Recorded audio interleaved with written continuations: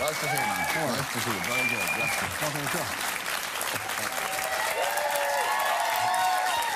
How are things? Things are good.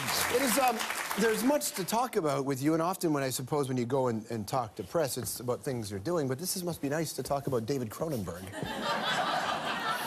Oh, you mock, sir, but you'll find yourself oddly emotive. I understand. They're interesting pieces of furniture, aren't they? You sit on this one, feel the difference. Feel the difference. Sit on that one. Oh, God. Huh? Yeah. That's what I'm talking about. Very different. All right, there we go.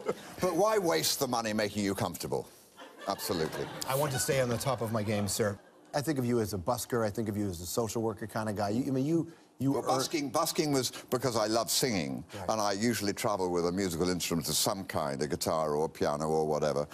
And it was also, at the age I was doing it, a great way to pick up girls. Right. Because I'd never learned. I had friends who had this great sort of chat-up line with girls, and I used to look at them with amazement and think, how do you do that? It's fantastic. You had terrible opening lines? I didn't know. I mean, I would spend the whole evening sort of looking at someone who'd be, I think they're looking back at me, you know, and by the end of the evening it was time to go, and I hadn't even said hello. Right.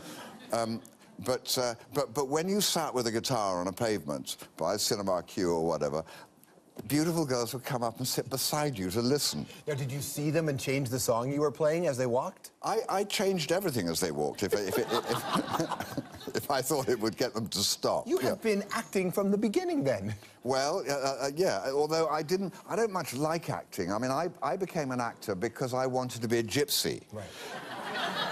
Meaning, travel the world, see things. Travel the world, be outside, comment upon, tell stories, work very closely with groups of people if I happen to be camping with them at that point. Right. And then we move on and some of us meet up again. And it's actually turned out quite like that. Let's go back to the early days. Want to revisit for a second? Look at this. Watch this. It's going to be embarrassing. No. I don't think I could eat another thing. Coffee, brandy? No, really, Uncle. Oh, we are robbed! What you need is a private detective. Yes, where to find? We do not know any private detectives, monsieur. Ah, well, as it happens, I do. There's a firm we've used from time to time. Really? Whether I've got their address... Yes, I have. Here, I'll jot it down for you. Yes, I go now. You sure you're in a fit state? Oh, there is no time to lose, monsieur.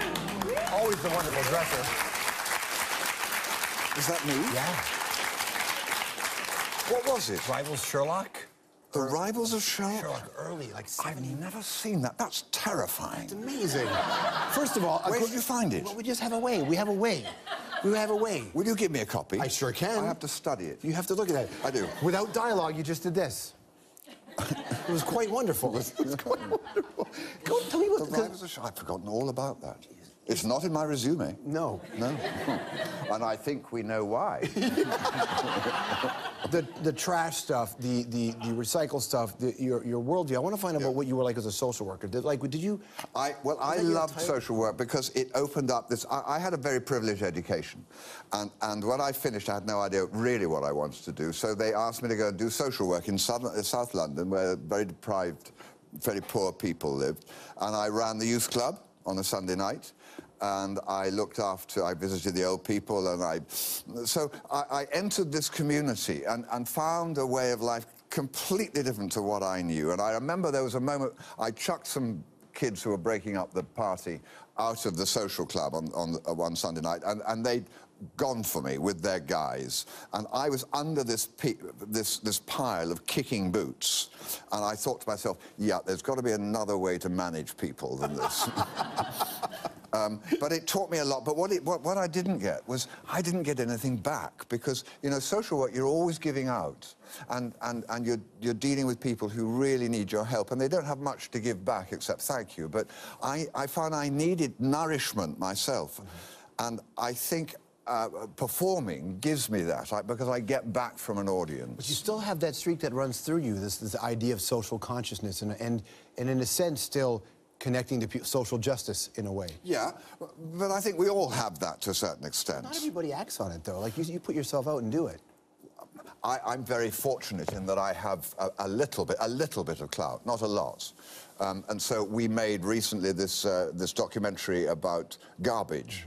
And about how we produce too much, how we don't know how to get rid of it, how we hurt our atmosphere, our health, our food chain by how we get rid of all this garbage we produce. What made you passionate about this? Well, when I learned about it, I wanted to make a documentary about something I thought was important. I make a lot of films which are nice, which are good to see, some of them.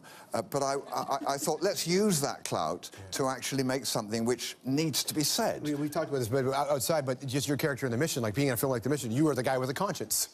I suppose, yeah. You know, in a way. And so you're connected to that kind of art. Is it through the fictional world that connected you? No, it's not through that. It's just, you see, I'm only an actor when I'm working, when I'm acting.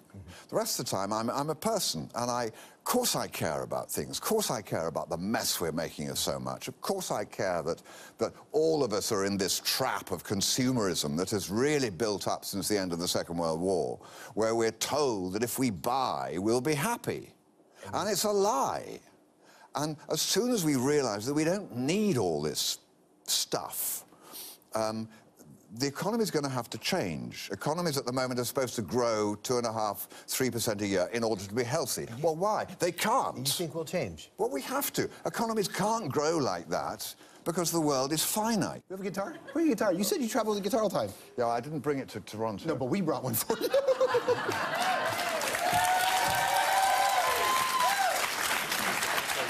Is it in tune? I don't use a pick.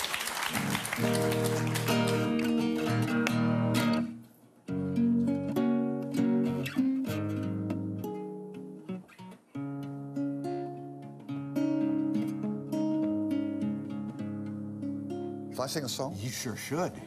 Are you kidding me? I'm right into it. It's late in the evening. She's wondering what clothes to wear. She puts on her makeup, brushes her long blonde hair, and then she asks me, do I look all right?